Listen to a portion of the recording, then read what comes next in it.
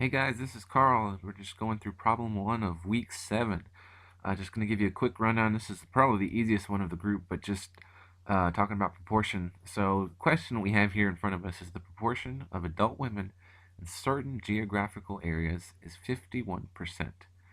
A marketing survey telephones 300 people at random. So and you complete parts A and B. So question A, what proportion of women in the sample would you expect to see? Well, it's already given in your question, but it's asked just so that you get a better understanding of what exactly it's doing. You know, the proportion of adult women is 51%. So out of that population, what would you expect to see? Of course, it'd be 51%. Um, it's just general. It's a fact. The sentence itself, it's letting you know the statement. It's giving you a better idea of what the statement says. So when you read that, when you read anything that you read in your homework or in the text itself, you know, when it talks about the proportion of adult women in certain areas, it's a population statement, I guess, in short.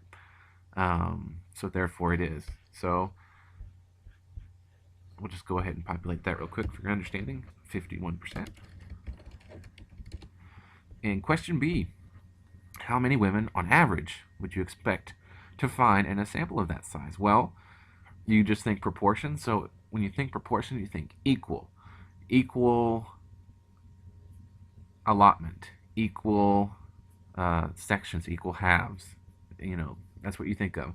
So if the population is 51%, naturally you would think a random, completely random sample. That's a key word, random, because when it's randomized, you know that there is no bias and that this sample, given the size, should be indicative of what the population is. So because of that, we are expecting that 51% of the sample as well would have women.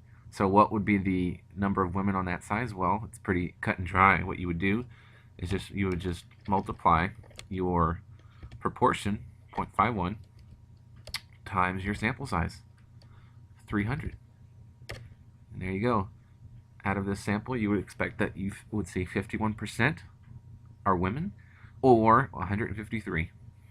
So that's problem 1. If you have any questions, just let us know. Thanks much.